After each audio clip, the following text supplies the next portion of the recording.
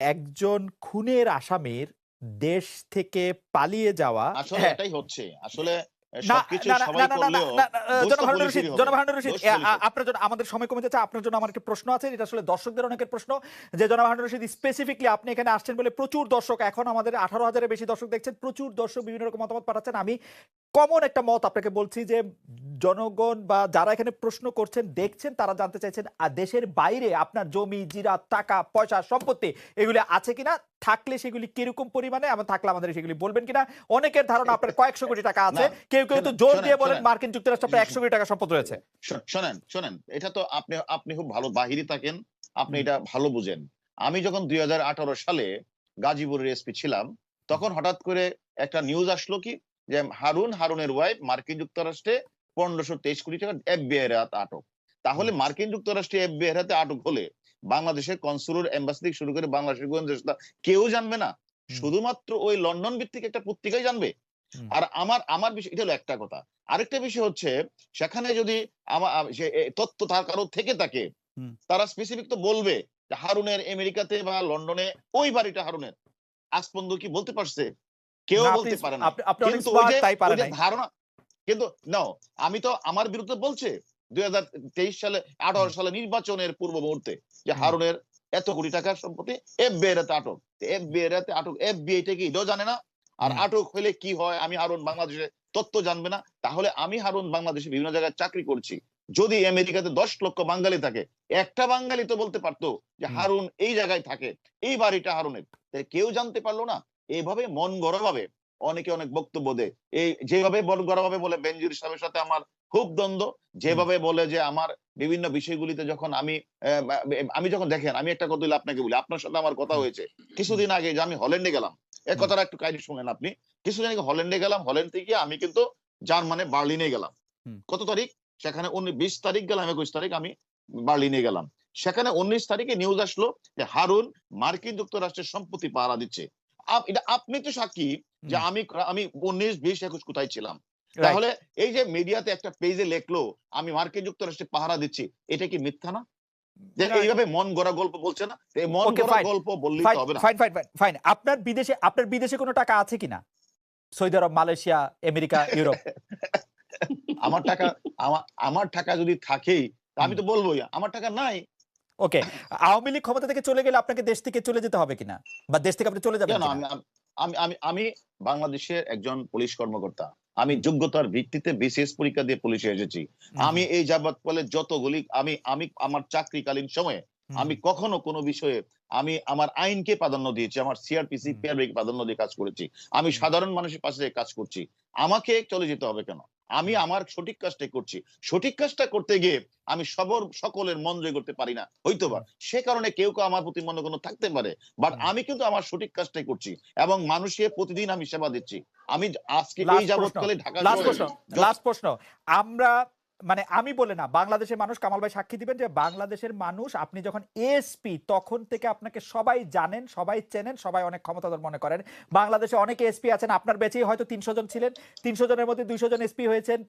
তারপরও আরো অনেকে এই ডিআইজি হয়েছেন। আপনার নামটা আমরা সবচেয়ে বেশি শুনেছি কিনা? কামাল ভাই, আপনার কাছে কি মনে হয়? মানে আমি কি না শুধু আমার ব্যাচের, এর এর হ্যাঁ, কি এই কারণ? কথাটা মানে আ আপনি এ সবচেয়ে এ সবচেয়ে পরিচিত, মানে আপনি পুলিশের মধ্যে লিওনেল মেসি, এর কারণ কি? আ এই কারণটা হচ্ছে যে এটা এন্ড দেয়ার একটা ইজ নো একটা কথা রোনালদো আপনি মনে ইভেন। না, না আপনি আপনি একটা কথা, সবাই তো খালেদ মহিউদ্দিন হয় না। সবাই তো মাসুদ কামাল হয় না। সবাই হয় মাসুদ কামাল, সবাই খালেদ মহিউদ্দিন হয় না। তা আমি হারুন আজকে হুম, ২০০১ সাল থেকে আপনি যেটা হুম, বলেছেন, আমি হুম, কেন আলোচনায় আসি। আমি ২০০১ সালে চাকরি করতে আসলাম। হুম, আসার পরে আমি আমি আমি আমি হয়তো আমার ব্যক্তি জীবনে আপনি জানেন, আমি হুম, ছাত্র জীবনে সবাই কোনো না কোনো দল করতেই পারে। আমি একটা দলের সাথে সম্পৃক্ত ছিলাম।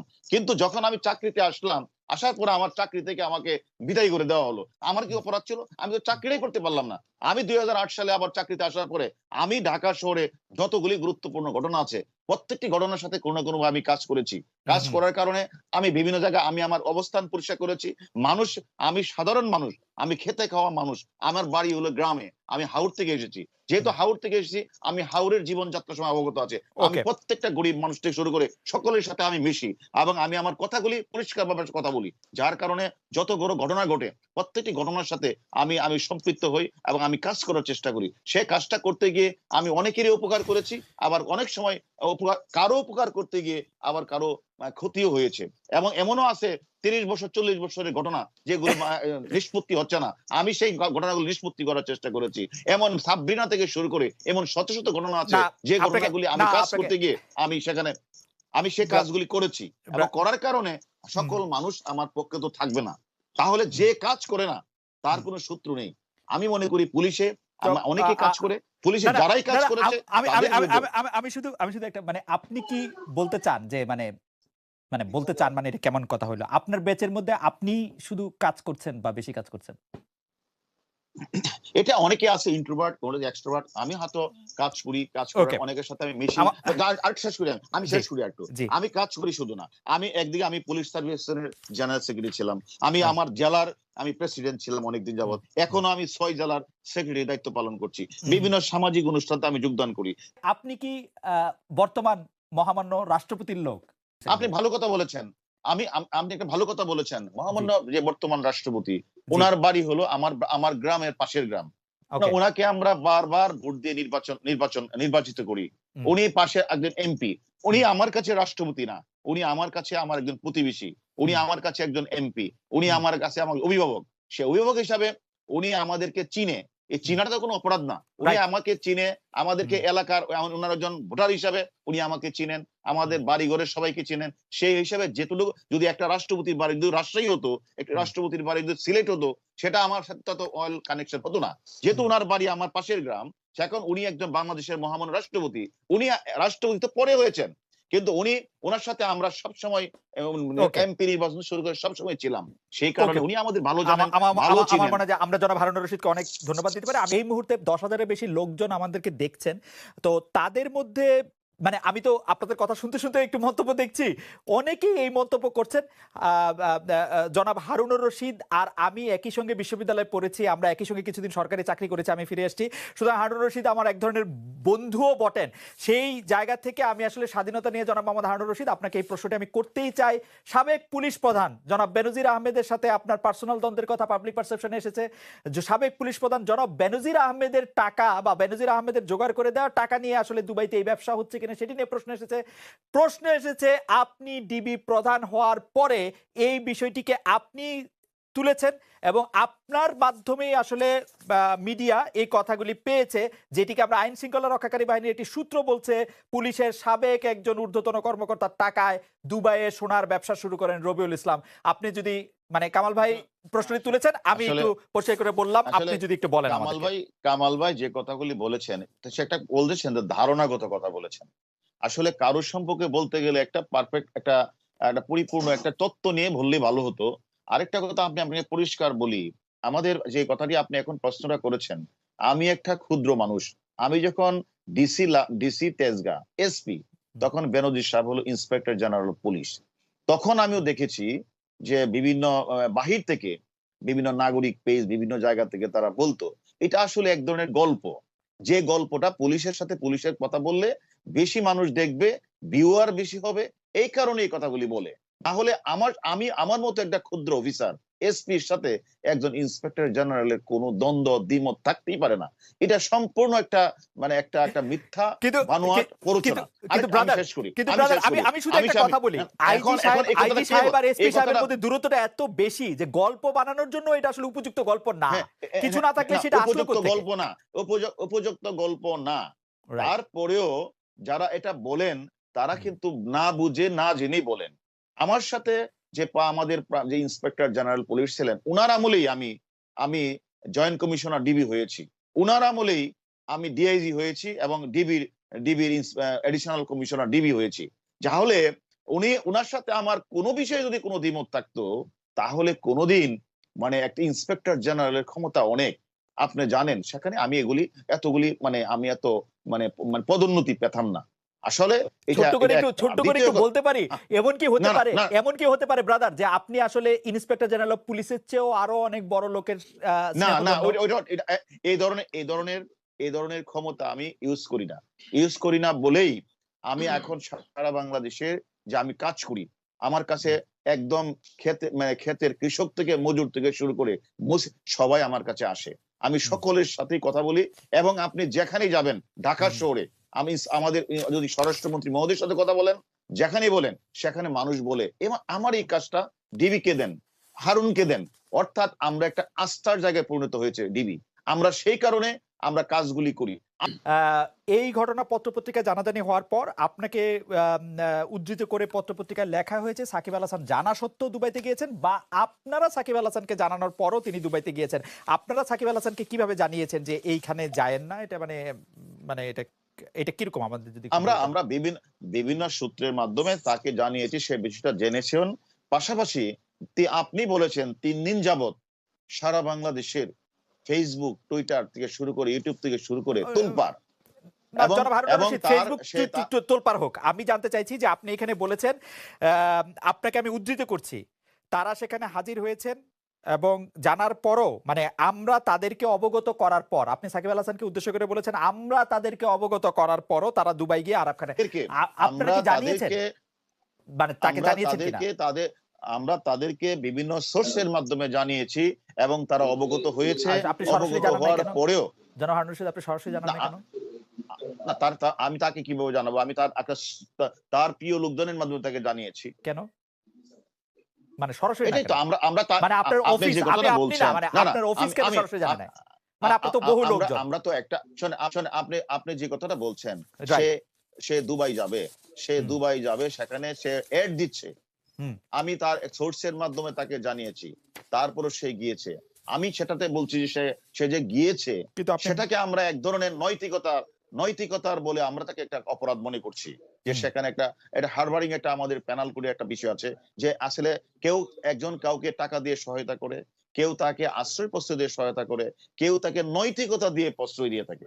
আমরা ওই নৈতিকতার প্রশ্রয় দেওয়া তাকে কি ঘিরেই আমরা তাকে বিভিন্ন মাধ্যমে জানানোর চেষ্টা করি। জনাব হারুন রশিদ, পুলিশ কি এখন মোরাল পুলিশ?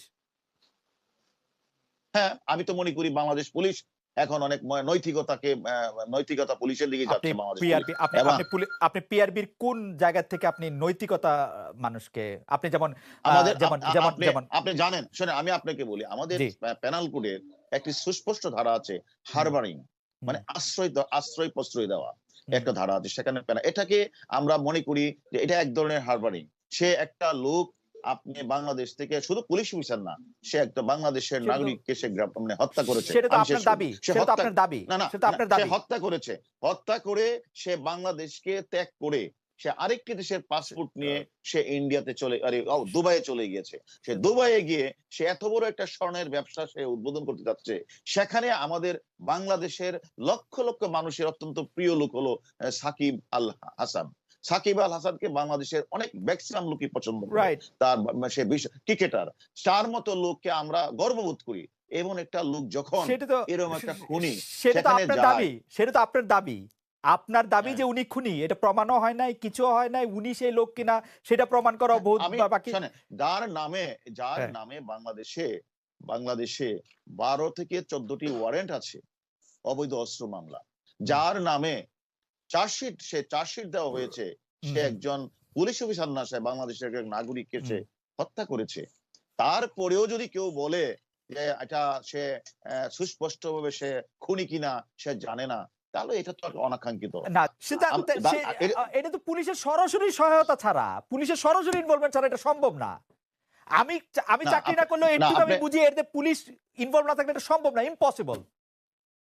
না, এটা যে কথাটা বলছেন পুলিশের ইনভলভ, এখন কেউ কোনো ব্যক্তি যখন বর্ডার দিয়ে চলে যায় সেখানে শুধু পুলিশের দায়িত্ব তো শুধু পড়ে না যে তাকে আটকানো, কে কোন দিকটা চলে যাচ্ছে, তাই না? আমরা কিছুদিন আগে যেটা দেখলাম যে শিবপুরে একটা মার্ডার হয়েছে, সেখানে সে কসবা দিয়ে পালিয়ে, সে যে 1 নম্বর আসামি সে শিবপুর দিয়ে চলে গেছে। তাহলে হ্যাঁ, আপনি বর্ডার সাইডে দিয়ে চলে যাচ্ছে, সেখানে সেই জায়গাটাতে হ্যাঁ আমাদের অনেক সংস্থারই দুর্বলতা রয়েছে, চলে যাচ্ছে। পুলিশের একটা ওসি মাইরা ফেলছে, উনি পুলিশের একটা ওসি মাইরা ফেলার আসামি, উনি বাংলাদেশে ঢুকতেছেন, ইমিগ্রেশনের মধ্যে উনার কোনো ছবিও নাই, উনার কোনো থামস নাই, কিচ্ছু নাই, উনাকে দেখে কেউ কোনোদিন চিনতে পারতেছে না। কোন জায়গায় বাংলাদেশের ঢুকার পয়েন্টগুলিতে জিজ্ঞেস করা হয়েছে যে এইখানে তার চেহারার ছবি লাগানো হয়েছে কিনা? নো।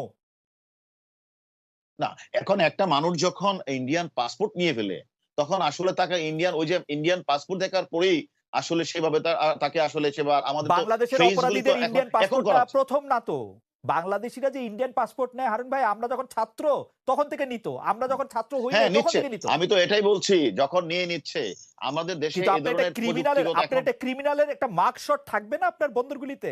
হ্যাঁ এখন এখন করা হচ্ছে, এখন সব জায়গায় করা হচ্ছে। তখনও তো কম ছিল, এখন করা হচ্ছে। এবং আমরা কিন্তু এখন কিন্তু দেখেন, আমাদের টিপু হত্যা মামলা কিছুদিন আগে আপনি দেখেছেন, জি। যখন যে মার্ডারটি হয়েছে, টিপু হত্যা, মতিঝিলের ঘটনা, আমরা কিন্তু সেখানে লক্ষ্য করেছেন, আমরা ওমান থেকেও একজন আসামিকে নিয়ে আসছি, ইন্ডিয়া থেকে আসামি নিয়ে আসছি। আমরা কিন্তু এখন প্রযুক্তিগত দিক দিয়ে কিন্তু আমরা এখন মানে যে কোনো ঘটনায় ঘটছে আমাদের, সেই আচ্ছা ঘটনা কিন্তু যে ক্লু আমরা কিন্তু বের করার চেষ্টা করছি এবং আমরা পারছি এখন। আচ্ছা, একটু পুরনো কথা জিজ্ঞেস করি যে আরাফ খানকে, যেহেতু উনি এখন ভারতীয় নাগরিক বলে নিজেদের দাবি করছেন, আপনারা কি আপনাদের ইন্ডিয়ান কাউন্টার পার্টের সাথে কোনো রকম কোনো যোগাযোগ করেছেন কিনা এবং হ্যাঁ, ইন্ডিয়াকে সাহায্য আমরা করতে, আমরা অলরেডি এবং সেইখানে কি আমরা বলা অলরেডি হয়েছে আসলে? আমরা আমরা অলরেডি ইন্ডিয়ান পার্টির সাথে কথা বলেছি। আমরা অলরেডি আমাদের বাংলাদেশে এর যে অ্যাম্বাসেডর, তার সাথে আমি নিজে দেখা করেছি এবং ইন্ডিয়ার প্রতিনিধি বাংলাদেশে যারা, তাদের সাথে কথা বলেছি। আমরা আমাদের তথ্যগুলি যেগুলি আছে সেগুলি আমরা বাংলাদেশের তাদের দিয়েছি। এবং ইউএ অ্যাম্বাসেডর কি এখন ঢাকায়, না আপনি দুবাই গিয়েছিলেন? না, বাংলাদেশি অ্যাম্বাসেডর, যেটা বাংলাদেশি দুবাই, দুবাইয়ের অ্যাম্বাসেডর যে বাংলাদেশে আছে, ওকে ওকে ওকে, আচ্ছা তার আচ্ছা, সাথে বুঝতে তার পারছি। সাথে আমি আচ্ছা দেখা করেছি।